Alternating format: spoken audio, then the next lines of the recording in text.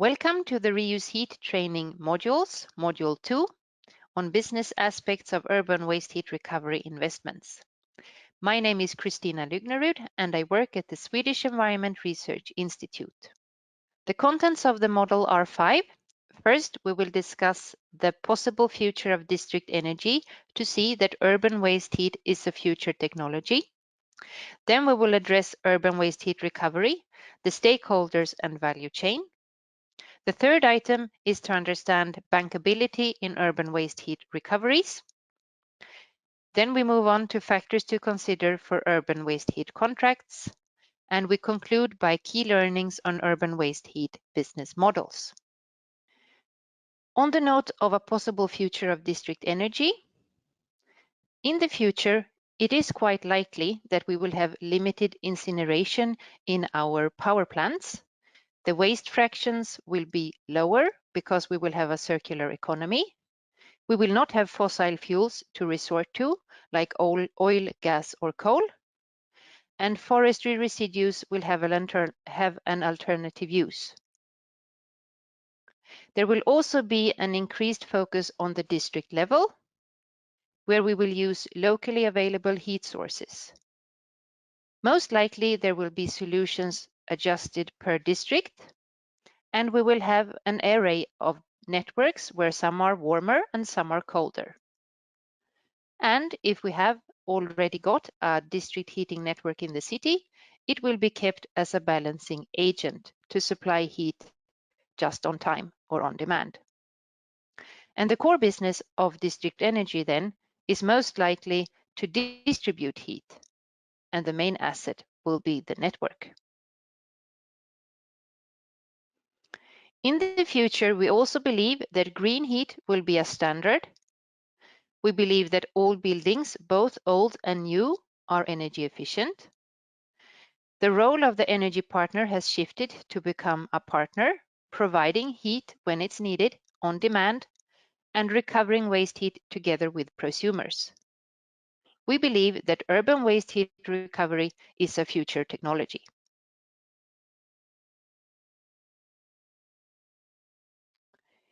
Second item, urban waste heat recovery, the stakeholders and value chain. In this picture, you see the idea of the ReUseHeat project. In it, waste heat is recovered from 4 different urban heat sources. It's from the metro stations, it's from hospitals, public service buildings, it's from data centers, and it's from sewage water. And all these heat sources are generated by the people living in the city. So in the future, it will be most likely that the heat that people generate in their daily lives can be the heat used for the city needs. We have identified 5 different key stakeholders for waste heat recovery. It's the district heating grid operators, it's owners of waste heat, it's end customers, but also policymakers and investors.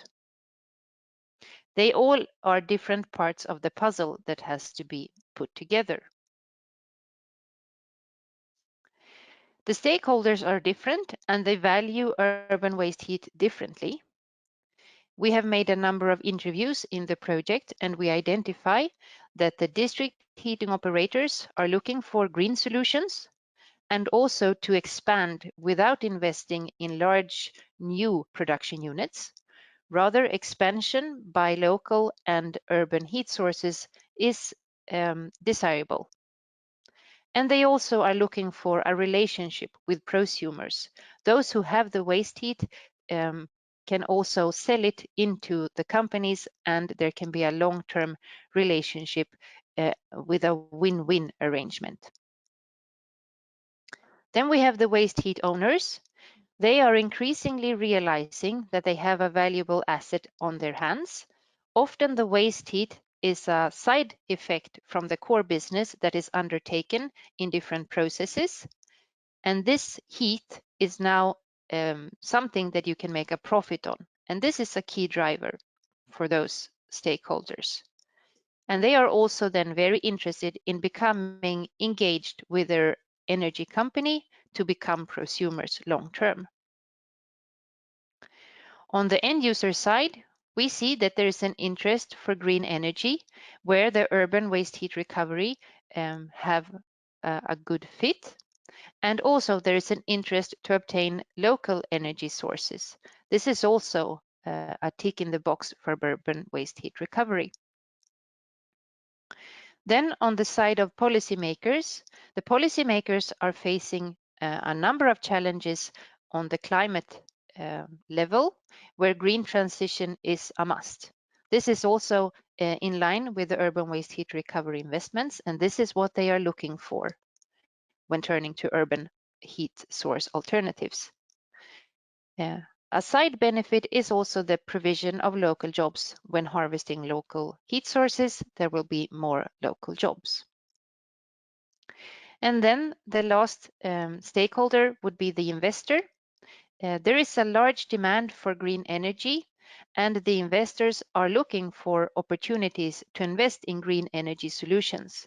This is a fit with the urban waste heat recovery. And they are also looking into making sustainable investments, also ticked by the urban waste heat recovery investments. If we turn to the value chain of urban waste heat recovery, it's still part of the district heating value chain in the support activity of technology development.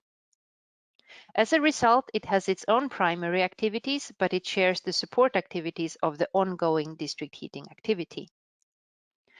If we look at the inbound activity, it is to secure the waste heat, to have a dialogue, to make contracts and design the heat recovery between the waste heat owner and the district heating company.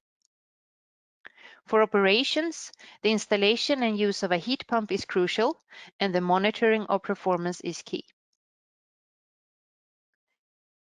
For the outbound logistics, the heat supply to customers is the activity undertaken. Marketing and sales is not yet developed, but will be when the offering matures. So a key feature of the urban waste heat value chain is the waste heat owner and district heating company dialogue. And the innovative elements are in the securitization of contracts and in designing the system of low temperature waste heat and heat pump. And this is highlighted here on your right-hand side in the slide under primary activities. To secure the waste heat, there is a light bulb behind it, and also to use the waste heat recovery system together with a heat pump. Those are the two innovative elements in the ReUseHeat project, and where our focus has been in the design of demonstrators and also heat supply. First of all, I want to give you a short insight out on the urban waste heat. It's good in general. We see a potential for energy saving, fuel cost savings, and of course, it is even more interesting because we already reuse existing heat for our systems. First of all, I would like to outline here the energy efficiency, which is really important, and the CO2 reduction. It's also resulting in lower fuel demand and consequently in resources and CO2 savings. In the future, there might be limited access to other heat sources, so urban waste heat is definitely getting much more interesting. And we hope out of the project that will be a standard for new builds like offices, metro stations, or even others. Thank you. Por supuesto que vemos interesante que las recuperaciones de calor mejoran la rentabilidad de los proyectos. A la hora de financiar es muy importante que los costes de generación sean lo más bajos posibles. El reto real es, como en este proyecto, conseguir esas recuperaciones de calor a baja temperatura. Then we go to the third item, bankability in urban waste heat recoveries. So first, it's important to understand what bankable means. And if you Google it, you have a large number of synonyms coming up. So bankable can mean that an investment is economic, fat, gainful, juicy, money-making, money-spinning, paying, remunerative, advantageous, beneficial, favorable, rewarding, or worthwhile. So in sum, it means that this is something that an investor would be interested in. In ReUseHeat, we have identified 6 important criteria for bankability that are applied by investors when engaging in urban waste heat investments. So the investor looks for a proven technical setup with a secured heat source. The investor looks for an implementation schedule with procurement phase, installation phase, and permits all prepared. They also look for how there is an interaction with the existing infrastructure, possibly then with an existing district heating network. They look into cost assumptions made, if uncertainties are addressed, contracts are checked, incentives are mapped. And in terms of business model and ownership, the model suggested is scrutinized to secure that there is minimized risk and maximized return. And of course, there is an environmental and social impact assessment. The ReUseHeat experience on the first criteria is that the technology is known use. Heat pumps have been around for a long time, and so has waste heat, but it's the system design that is new. And this means that we need the stakeholders just mentioned to interact in new ways. For example, we need the waste heat owner to come in to the district heating business case in the future. In terms of implementation schedule, there is the drawback that there is no clear legal framework and authorization procedure for this kind of investment. Every time you make an urban waste heat recovery investment, you need to start from scratch and reinvent the wheel. And there is no legal framework on what waste heat is on an overall level, not only urban waste heat, which further makes this complicated. The interaction with existing infrastructure we have identified in our demonstrators that it's not a problem. It is possible to integrate the low temperature heat source into existing infrastructures. In regards to cost assumptions and the uncertainties and incentives, it's quite possible to map them and get a realistic picture. It's not a drawback for an investor. All this information can be provided. In terms of business model and ownership, what is most suitable will depend on the country and sectors involved in the heat recovery, but it's also quite possible to establish efficient contracts and business models. And then on the environmental and social impact assessment, there is no doubt that urban waste heat recovery is a green solution, making use of local resources. We have previously identified that there is a large potential of urban waste heat, and it could meet approximately 10% of the European heat demand, but it's not being harvested to any large extent today. So if we conclude a little bit on each of these items and understand how these 6 factors are impacted by the urban waste heat experience that we now have in ReUseHeat, we see that the requirement for proven technical setup is bringing these investments to the negative side because all stakeholders want their usual validation form to be completed. And here we are dealing with new system innovations, which overhauls the normal interactions between stakeholders. We have to reinvent how they should interact. In terms of implementation schedule, the problem with no standardization and no clear legal framework on waste heat is negative, but it could be fixed if policymakers get up to speed with this kind of legislation. For points 3, 4, 5, and 6, we have a positive impact from the urban waste heat investment. And and it's not a drawback in any way with the interaction with existing infrastructure, the cost assumptions, the business models, and the environmental and social impact assessment.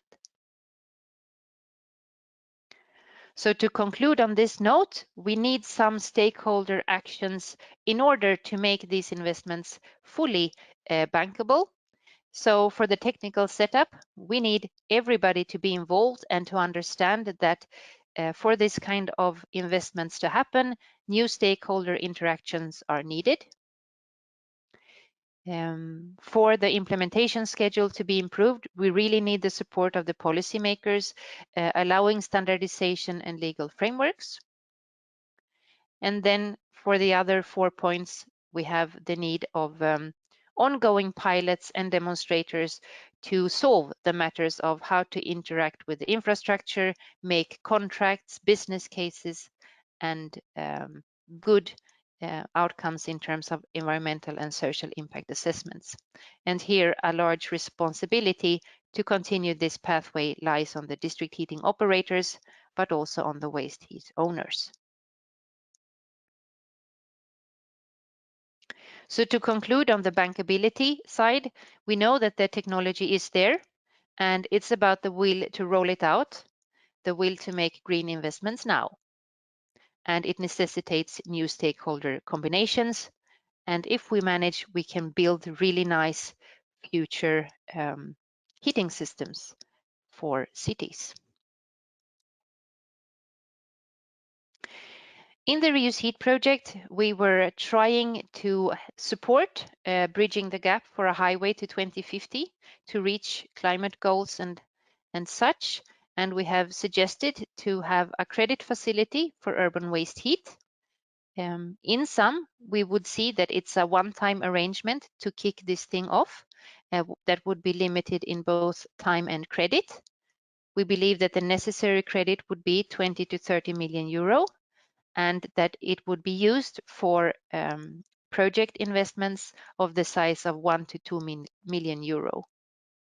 We foresee that 5 steps would be undertaken within the credit facility. So we would have project owners applying for funds from designated banks. It could be district heating companies, it could be waste heat owners, for example.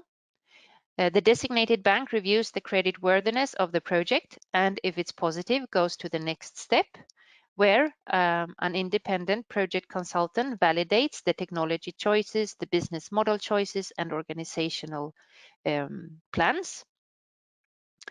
Fourth step is that the project owner executes the projects and provides regular updates. And to conclude, the project consultant supports investor agents then that are interested in this kind of green and sustainable investments to make also a project outcome evaluation. Everybody from Genova, Italy. My name is Glorglo Bonvicini. I am an energy engineer at Rina Consulting, partner of the ReUseHeat project. Within this project, ReUseHeat, I am responsible of 2 main activities.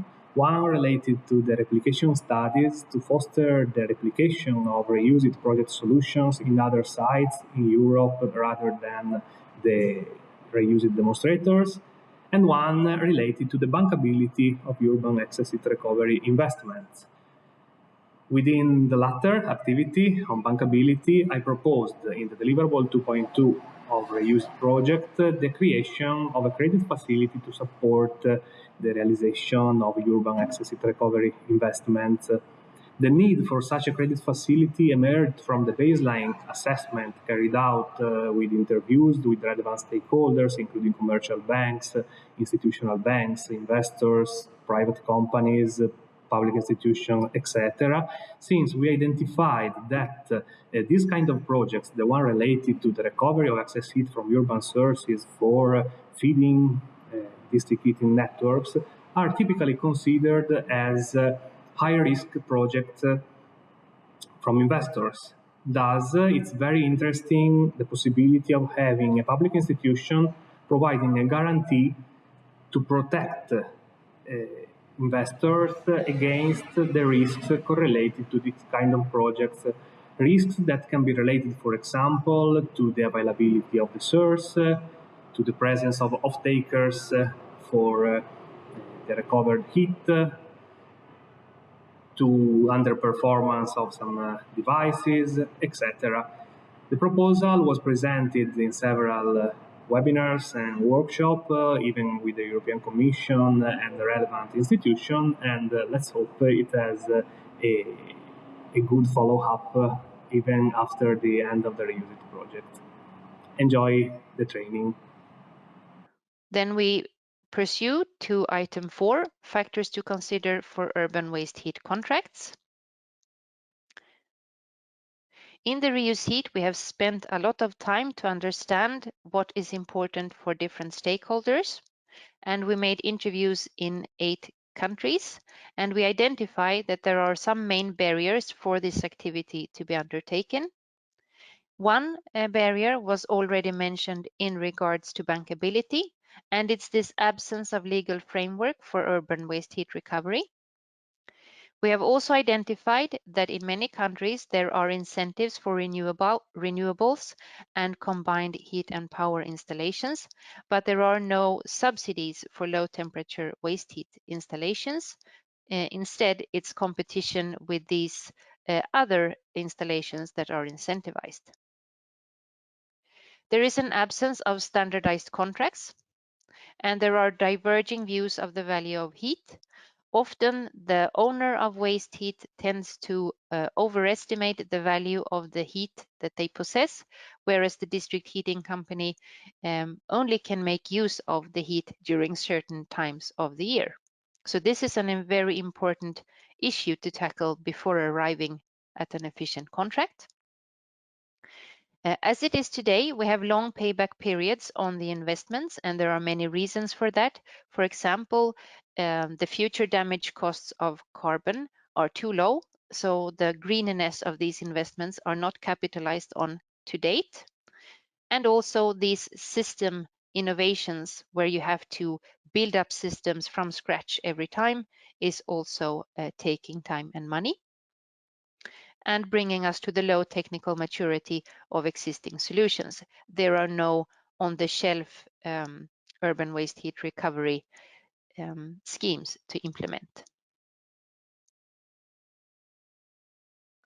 However, these barriers need to be tackled, and some stakeholders are better than others at doing it. So we have concluded that we need policy upgrades. The policy maker needs to be engaged. We need demonstrators. We need the district heating operators, waste heat owners, and investors to be actively engaged to make it happen, because then we will also have end user demand.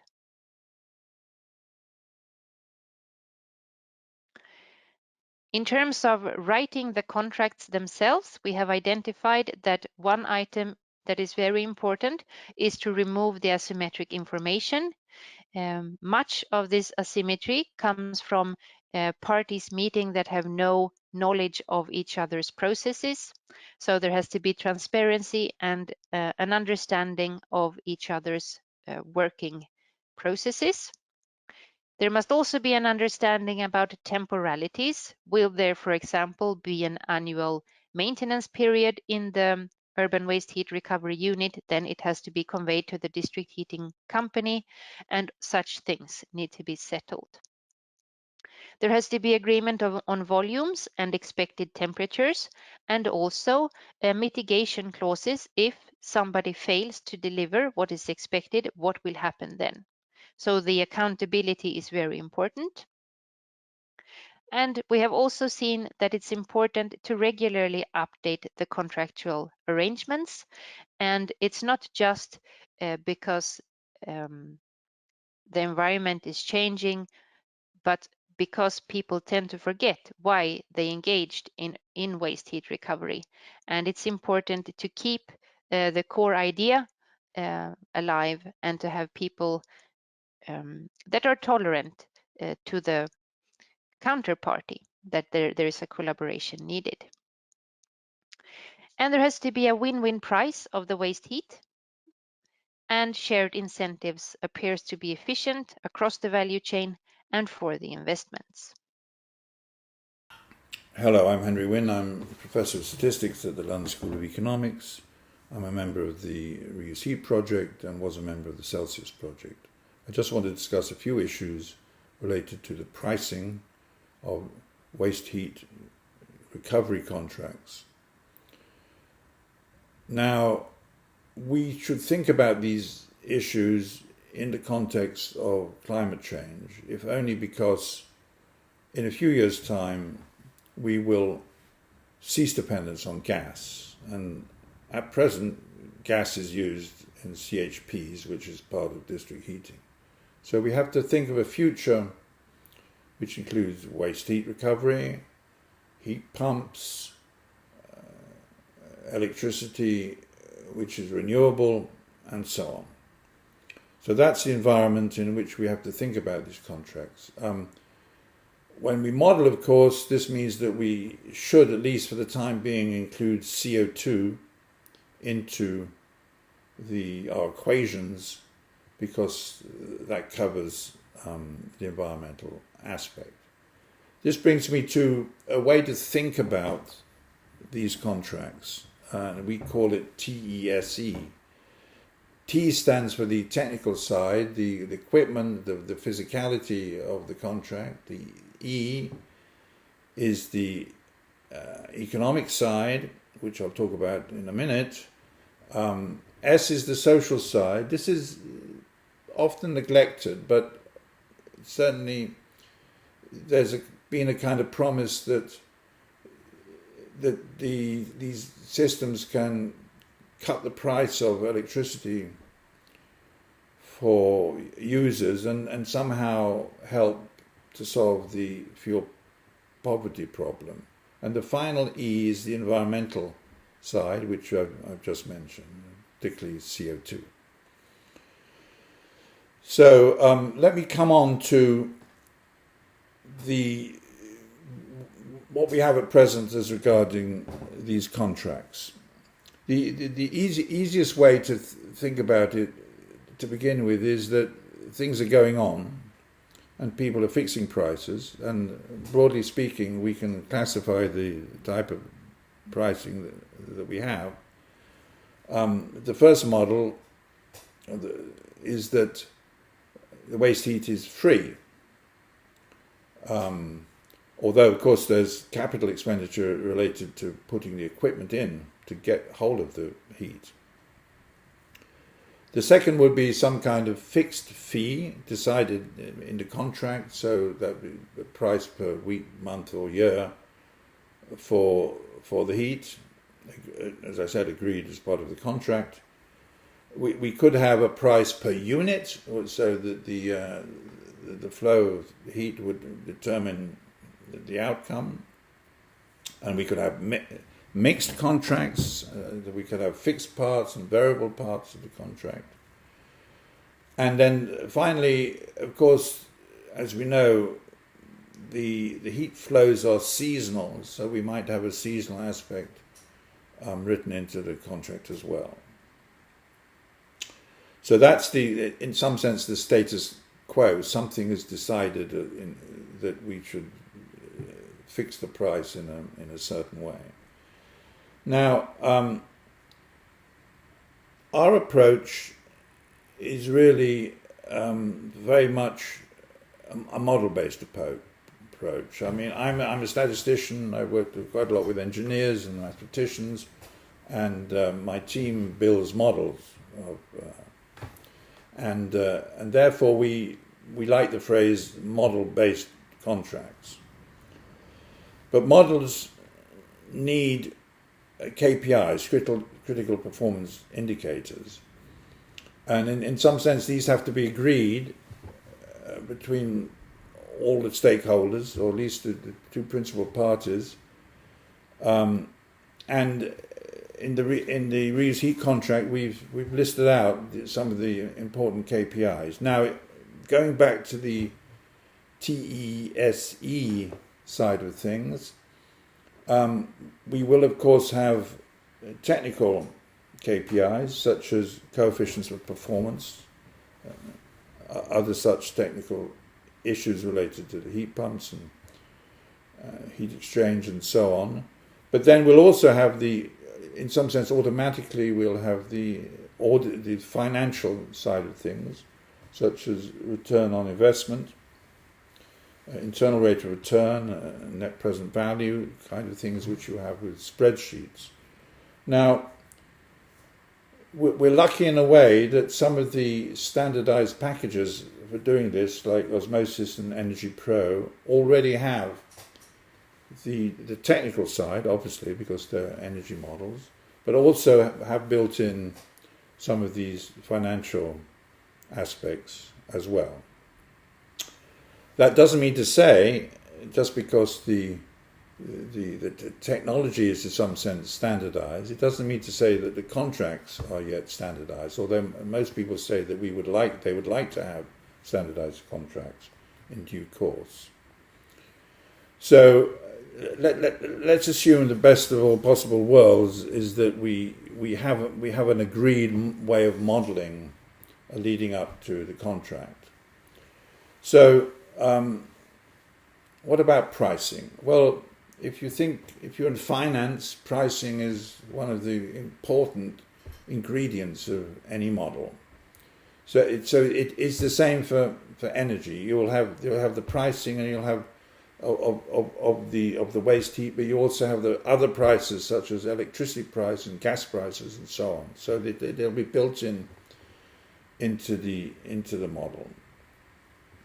And we have a solution. It's not an ideal solution, but we're suggesting that one way to do the pricing in an open environment where everything's on the table, and the modeling and the KPIs, one way to solve the conundrum of how to set the price is with profit sharing. So if profit is shared, then it has some advantages. Firstly, it probably is based on a good relationship between both sides, the heat suppliers and the energy company or the city that's buying the heat. Secondly, if something goes wrong or things are impacted, for example, by a sudden change in electricity price, we just had a sudden change in gas price. If something like that happens, then the fact you're in a profit-sharing environment means that there's a tendency to go back and an agreement to go back and renegotiate. And actually, we are in stuff we've written. We really do favour, for that reason and for other reasons, the ability to renegotiate contracts. So that's our summary position. You have a model. You have a ratio of who's getting how much profit. In that model, you see the effect on that ratio and the imbalance that might happen in that ratio from price changes, or it could be energy demand. The consumer might decide not to use your waste heat and have, I don't know, solar panels or windmills on the top of the buildings. There might be some way in which the demand from the customer changes as well. So that will have an effect on the balance in the sharing and may need to renegotiate. This is not a perfect solution, but it does have a number of advantages. And let me just go through my list here and mention a couple of some advantages that I haven't mentioned. We're very keen on risk issues in the ReUseHeat project, and therefore we're suggesting that risk, or sometimes fashionably we call it uncertainty now, can be better understood if you have modeling, and of course, as I mentioned, there will be uncertainty connected to the profit sharing. It is also helpful, we're suggesting, that once these profit sharing contracts are developed, they could be the basis for standardized contracts, which, as I said, everybody really wants in this field. I've mentioned also that the profit sharing contract is an environment in which good relationships are a necessity. There might be an outcome of profit sharing, but there's certainly a necessity to develop an agreement to profit share. One thing which, as a mathematician, I'm quite interested in, if you kind of, in some sense, use the model to optimize so that both sides benefit. There might be some new technology or some new innovation under a technology change heading, which you can both accept because it benefits both sides, because you're profit sharing, and so on. Well, that's all for the moment. Please read our paper, which is available, and I look forward to, in some context, any questions you might have. I look forward to them being answered. Thank you very much. Then we have come to the last point with some key learnings on urban waste heat business models. So we have discovered in our analysis of demonstrators and interviews with stakeholders that a number of business logic shifts are needed from the conventional district heating business model in order to support the urban activity. So one item is the heat source, and local heat sources are often limited in size, and they tend to have a location that is fixed. So the shift here is that we go from a centralized heat provision, from a heat boiler where we can completely steer what kind of heat generation we have by inserting fuels, to a decentralized reality where it's possible to engage with a number of decentralized heat sources, and to interact them in the system is challenging and needs another kind of system optimization than the central distribution. Then we have the fact that the waste heat comes from another company's process or processes, and you go from being independent, so to say, in acquiring your biofuels or gas or oil, to actually collaborate with somebody about a heat resource. So you establish a dependency on somebody that is external to you, but this also generates a long-term relationship.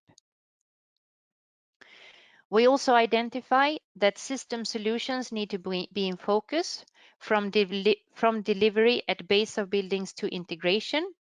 So in the conventional context, the heat has been dispatched at the base of a building, whereas here it's more of a question to make a tailor-made solution and maybe even take responsibility into the apartment level of the heat supply. And then the heat recovery is often a cooling service, and this is especially the case in one of our demonstrators where we have a data center providing waste heat to a low temperature network. And this mindset to shift from a product to a service is something that is important to consider when building the urban waste heat business model. And as mentioned earlier, the future damage costs of carbon are too low in 2021 to allow the 2050 goals. So there is a key takeaway from the business cases made, that the partners in the project, they were engaged in the project to find green solutions, but on the cost sheet, there is really no value added item to be green. And therefore the payback is long. So the business cases of urban waste heat recovery necessitates new stakeholder combinations, that we actually build a full value chain. So we need more demonstrators to continue that work. We need increased awareness of the possibility to recover urban waste heat to create a demand from the end user side. And we need stability around waste heat. Perhaps we need a law on urban waste heat recovery. What is it? How should we incentivize it? We should answer the question on whether it's comparable to renewable. And we have said it so many times in the project and identified it over and over. This is not about technology. It's about people, getting them arranged in new ways and finding the money to do so. If you would like to have further reading on this topic, you can go to the webpage and look into some of the deliverables that are present there. And out of them, we also made a number of published papers in different academic peer-reviewed journals. And you have the list of relevance here. And by that, I thank you for your attention.